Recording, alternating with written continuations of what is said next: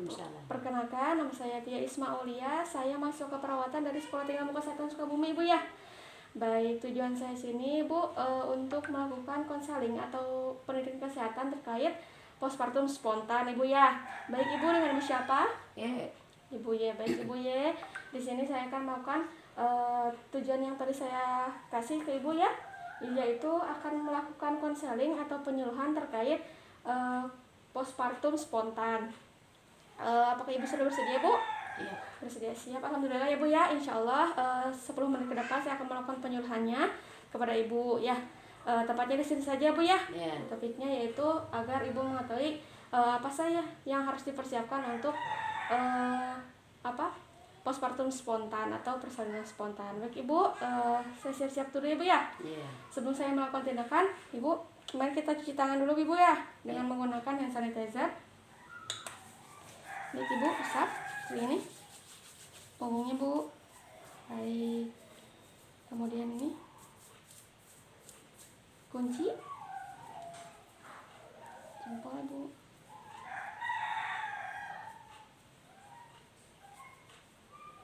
Baik, sudah selesai Bu ya. Baik Ibu, sebelumnya Ibu saya ingin bertanya, apakah Ibu sebelumnya tahu postpartum spontan itu seperti apa? Belum. Oh belum Ibu ya.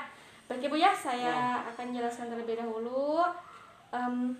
Postpartum adalah persalinan spontan atau proses persalinan lewat vagina ya Bu ya, yang berlangsung tanpa menggunakan alat Ibu ya, maupun obat tertentu ya, baik itu induksi maupun vakum atau metode lainnya ya Bu ya. Nah di sini sudah dibaca Bu ya.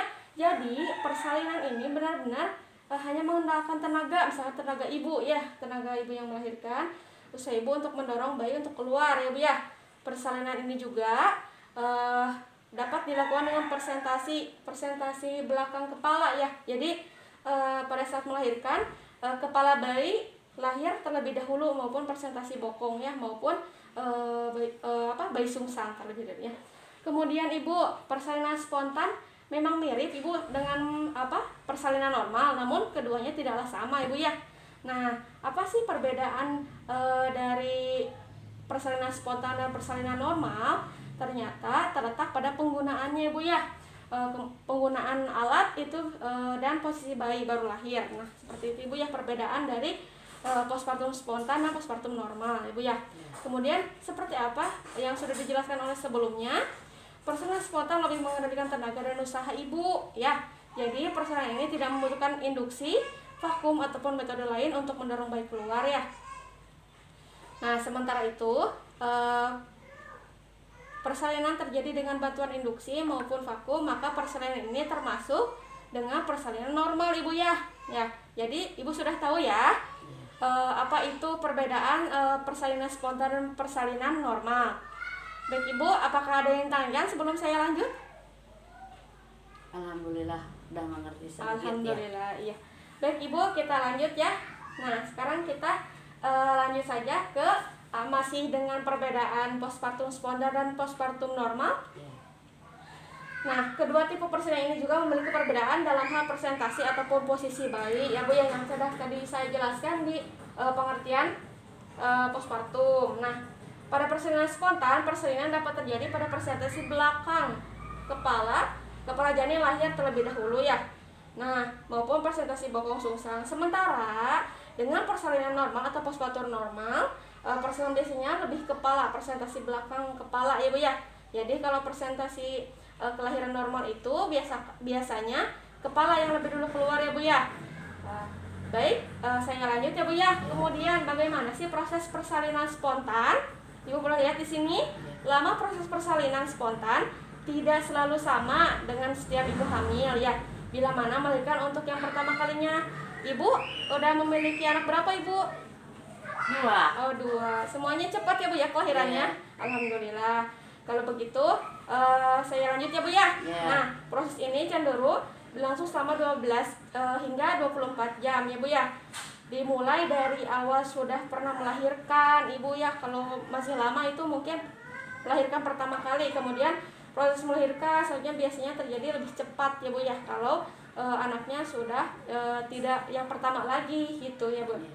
Kemudian sekitar 6 sampai 8 jam jika kelahirannya cepat. Baik Ibu, apakah ada yang ditanyakan terlebih dahulu sebelum saya melanjutkannya? Insya Allah mengerti juga. Insya Allah. Oke, terima kasih Ibu. Sekarang kita lihat Ibu di presentasi yang sebelah sini. Bagaimana sih proses persalinan spontan, masih sama dengan topik yang tadi.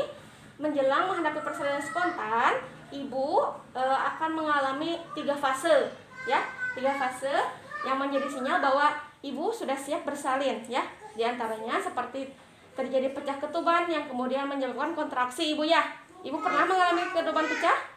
Pernah juga. Oh, pernah, ya. Gimana Ibu rasanya? Apa ya? Ya rasa. Agak rasa. Agak rasa. Kayak pipis aja gitu ya, Bu, ya. Iya. Oke, kita lanjut ya, Bu, ya. Sekarang serviks akan melebar secara bertahap sampai cukup fleksibel untuk memudahkan bayi keluar dari rahim ibu. Kemudian Ibu lihat poin kedua, Ya. saat pembukaan mencapai diameter 10 cm, pembukaan 10 ya Bu ya. Ya. Ibu sudah bisa merasakan atau mulai diarahkan untuk mengenjan atau untuk mengeluarkan bayi ya Bu ya, dengan tarik nafas yang dalam oleh dokter ataupun tenaga medis lainnya guna untuk mendorong bayi turun sampai bayi lahir. Kemudian Ibu, di sini ada poin ketiga. Dalam waktu 1 jam, Ibu akan melahirkan plasenta Ibu ya, atau bantalan bayi, yaitu organ yang menghubungkan antara ibu dengan bayi untuk mengalirkan nutrisi ya dari ibu ke bayi dan oksigen melalui tali pusar selama kehamilan. Ibu, baik Ibu, kita lanjut ke poin selanjutnya. Kemudian apa sih yang harus dipersiapkan sebelum menjalin persalinan spontan Ibu? Nah, belakangan ini sudah banyak tersedia kelas ibu hamil yang bisa Ibu manfaatkan untuk menggali informasi seputar persalinan ya Bu ya. Ya. Baik, yang Ibu idam-idamkan, misalkan pengen banget deh gitu postpartum spontan atau pengen banget persalinan secara spontan tidak dengan obat-obatan dan alat-alat lain misalkan gitu ya. Kemudian Ibu bisa menanyakan gitu berbagai macam hal yang mungkin menjadi kebingungan serta ketakutan Ibu selama ini ya, seperti ini Bu. Setelah ada poinnya Ibu ya. Yang pertama, cara mengetahui kapan sih Ibu melahirkan. Yang kedua, memungkinkan komplikasi yang mungkin terjadi selama kehamilan dan persalinan. Kemudian Ibu bisa lihat di sini Bu poinnya terlukis ya Bu. Cara meredakan nyeri ya Bu ya, baik dengan metode relaksasi ataupun dengan epidural ya Bu ya. Yang selanjutnya, kemudian cara bekerja sama dengan pendamping melahirkan ya, misalkan suami atau kerabat keluarga seperti itu Bu ya. Biasanya ada isyarat tertentu. Kemudian ada perawatan setelah melahirkan atau postnatal care ya Bu ya. Nah, ini adalah perawatan setelah melahirkan ya, setelah Ibu melahirkan, termasuk perawatan masa nifas ya Bu ya. Kemudian ada cara perawatan bayi Bu. Jadi sebelum menjalani persalinan spontan Ibu boleh pelajari cara merawat bayi dan sebagainya ya Bu ya. Baik Ibu, sebelum saya meneruskan presentasinya, apakah ada yang tanyakan terlebih dahulu Bu? Ini hafal juga ya. Kalau dibaca semuanya. Ya. Oh, sudah ya, sudah Ya. paham ya Bu ya. Paham. Baik, kalau begitu kita lanjut ke presentasi selanjutnya Ibu Ya. ya. Nah, masih sama dengan poin yang sebelumnya. Nah, yang harus dipersiapkan ya Bu ya. Menjelang persalinan, tetap posisikan diri Ibu dalam keadaan rileks ya Bu. Cukup asupan makanan dan cairan ya. Serta berpikir positif Ibu ya, jangan yang negatif ya Bu ya, apalagi sauzon ya Bu ya. Harus husnuzon gitu. Kemudian pasalnya, perasaan takut, gugup dan tegang akan melepaskan hormon adrenalin yang bisa memperlambat proses persalinan Ibu ya.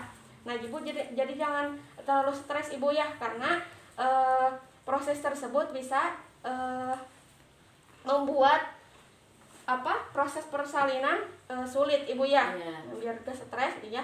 Jadi Ibu tetap rileks dengan menjaga kesehatan Ibu ya.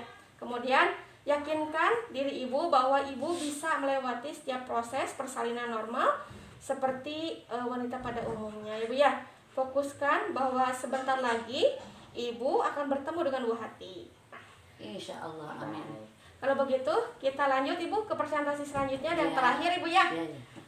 Bagaimana sih proses persalinan spontan? Nah, tidak semua ibu hamil bisa langsung menjalani proses persalinan spontan ibu ya. Iya. Terdapat beberapa kondisi yang memungkinkan untuk ibu beralih ke posisi persalinan sesar bila ibu mengalami beberapa hal sebagai berikut ya. Saya jelaskan ibu. Di poin pertama ada plasenta previa, yaitu kondisi plasenta yang menutupi sebagian atau seluruh serviks ibu ya. Baik ibu.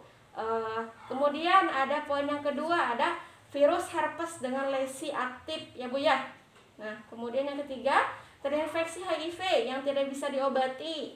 Nah itu bisa mengalihkan proses persalinan spontan ke operasi sesar ya bu ya. Kemudian yang terakhir ada pernah menjalani proses sesar 1 atau 2 kali maupun pernah melakukan operasi rahim, jadi tidak diperkenankan untuk menjalani persalinan spontan ibu, seperti itu. Baik ibu, setelah saya mempresentasikan seluruh yang ada di poster ini, apakah ibu sudah paham dan mengerti? Alhamdulillah mengerti. Saya sangat berterima kasih sekali karena ibu telah memberikan penyuluhan kepada kami atau kepada saya. Ya, terima kasih. Iya, sama-sama ibu ya. Kemudian karena ibu sudah paham, alhamdulillah ibu ya, sudah Ya. dapat dipahami juga. Saya izin bertanya ibu ya. Nah, berapa lama sih persalinan spontan terjadi? 5 kalau nggak salah ya. Betul, 5 sampai 6 jam ya, Ya. atau 6 sampai 8 jam itu percepatnya. Kemudian ibu biasanya ibu melahirkan anak itu berapa jam ibu?